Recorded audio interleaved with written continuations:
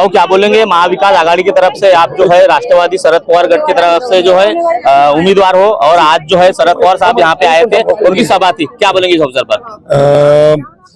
अपने यहाँ पे महाराष्ट्र के हमारे जो आराध्य दैवत है राष्ट्रवादी के संस्थापक अध्यक्ष आदरणीय पवार साहब, ये पिछले 30 साल के बाद हमारे गोंदिया जिले में पदार्पण किए, और ये पदार्पण करने के बाद जिस तरह का जनता का प्रतिसाद आज मिला है, इससे साहब भी खुश थे।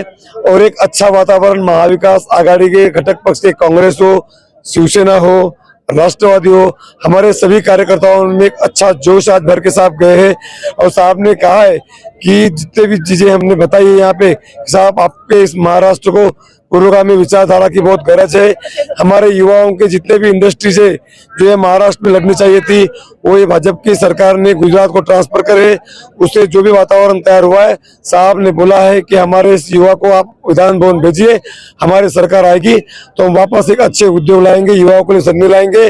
नागजरा ऐसे प्रकल्प को पर्यटन की सदी कैसे उपलब्ध हो, उसको कैसा डेवलपमेंट किया जाए, इसका काम हम आगे से मिलकर करेंगे। शरद पवार साहब को एक सबसे बड़ा G9 मुद्दा आपने बताया कि जागृति संस्था का जितने गरजू गरीब के पैसे फंसे थे वो इतने साल से नहीं मिले, क्या बोलेंगे उसके ऊपर आप?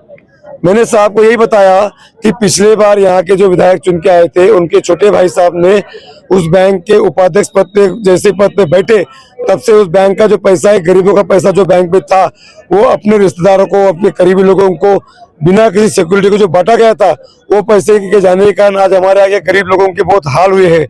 कई लोग परिवार ने आत्महत्या किए, तो उन्होंने तो अपने कमिटमेंट भूल गए। तो मैंने साहब को बोला कि साहब अगर हमारी सरकार आती तो क्या हम इन गरीब लोगों का पैसा वापस कर सकते, क्या ऐसा कोई योजना अगर हम कर सकते तो आप उसमें मदद हमको करिएगा। ये मैंने विश्वास साहब के पास रखा है।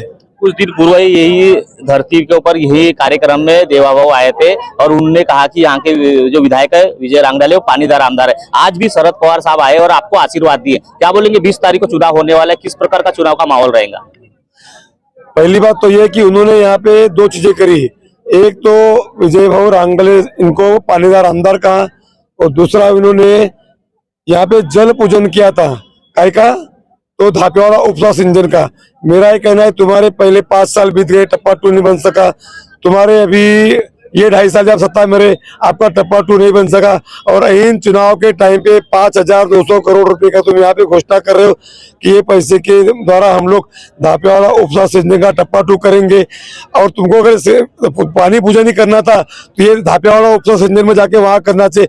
मान के चले हमारे यहाँ कोई बिल्डिंग बनती है, ग्राम पंचायत की बिल्डिंग बनती है, तो जहाँ बिल्डिंग बनती है वहां भूमि पूजन करते हैं। इन्होंने धापेवाड़ा उपसा का जल पूजन वो बाल्टी में पानी ला के यहाँ पे किए। इसका मतलब ये पूरा चुनावी उनका जुमला था, जैसे 15 लाख एक जुमला था, उस तरह ये जो उनका जो धापेवाड़ा उपसा के बहाने से उन्होंने जो काम यहाँ पे भूमि पूजन किए, वो भी एक चुनावी जुमला था और कुछ नहीं था। महाराष्ट्र की लाडली बहना भी उसी तरह, क्या बोलेंगे? आज जो कराड़े मास्टर आए थे यहाँ पे, उन्होंने कहा कि महाराष्ट्र की लाडली बहना को जो 1500 रुपए दे रहे हैं वापस भी हो सकते हैं, जिस तरह PM किसान के वापस हुए, क्या बोलेंगे महाराष्ट्र की लाडली बहनाओं को? मैं तो यही कहना चाहूंगी कि महाराष्ट्र लाडली बहना जो है वो सिर्फ एक चुनाव तरफा जो लालच दिया जा रहा है वो गलत है, और सही युवा को चुन के देना चाहिए लेडीज लोगों ने। और ये जो लालच दिया जा रहा है इसके ऊपर न जाते हुए लेडीज लोगों ने अच्छी युवा को चुन के देना चाहिए। जो आज हमारे गुटुबिया बोपचे है, इनको अच्छे ज्यादा से ज्यादा चुनाव में वोट देके सक्सेस किया जाए, यही मैं कहना चाहती हूँ। क्या लगता है आने वाले 20 तारीख को इस क्षेत्र की जनता किसे विधायक के रूप में देखना चाहती है? बिल्कुल नो डाउट कि हमारे रविकांत जी बोपचे इनको ही देखना चाहेगी, और खास करके जो लाडली बहना जो चल रहा है, तो लाडली बहना के विषय में मैं आपसे आपके चैनल के माध्यम से बाकी मेरी सारी जो तमाम महिलाएं जो देखेगी आपके माध्यम से इस इंटरव्यू को या इस बाइट को, तो उनको मैं बताना चाहूंगी कि बहनों को कि देखो ये लाडली बहना जो चुनावी जुमला है, चुनाव में आप लोगों के वोट पाने के लिए हम महिलाएं बहुत भोली भाली होती है भैया, बहुत भावुक होती है। कोई हमको बहन बोल दे, हमको दीदी बोल दे तो हम बहुत भावुक हो जाते हैं।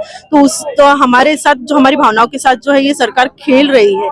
मतलब एक तरफ हमको 1500 रुपए का लालच दे रही है, लाडली बहना के माध्यम से हमको 1500 रुपए रिश्वत दे रही है एक वोट पाने के लिए। तो ऐसा वो जो चुनावी इनका एक स्टंट है ये, तो ये स्टंट के ऊपर हम लोग हमारी महिलाएं ना जाए, और आने वाले समय में महाविकास आघाड़ी के उम्मीदवार हमारे रविकांत गुड्डू बोपचे जी है, इनको प्रचंड बहुमत से चुनाव में अपना आशीर्वाद दें, इतना ही कहना चाहूंगी। क्या बोलेंगे आने वाले समय में चुनाव है, इस क्षेत्र के जो विधायक है 10 साल से विजय रांगडाले, कैसी टक्कर देंगे आप लोग? आप यहाँ टक्कर है ही नहीं, आपको बता रहा हूँ, यहाँ पर गुड्डू गोपचे निकले हुए हैं, इलेक्शन निकाल चुके हैं।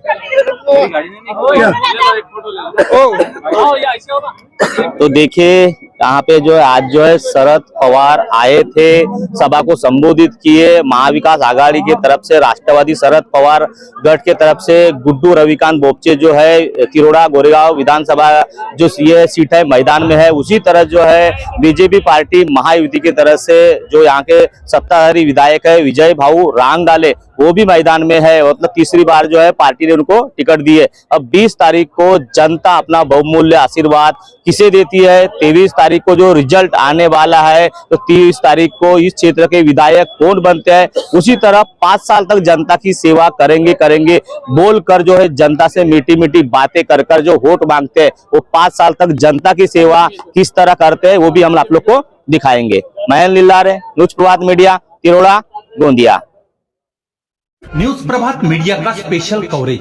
गोंदिया विधानसभा क्षेत्र में राजनीतिक भूचाल आया, जहां कांग्रेस के बड़े बड़े नेता गोंदिया सर्कस ग्राउंड पर पहुंचे। उसी तरह आने वाले महाराष्ट्र विधानसभा के चुनाव में जहां चुनावी सर्वे माहौल किसका है जोर, कितने हैं उम्मीदवार, सभी न्यूज प्रभात मीडिया टीम कवरेज आप तक पहुंचाने का काम आने वाले समय में करेगी। देखते रहिए न्यूज प्रभात मीडिया।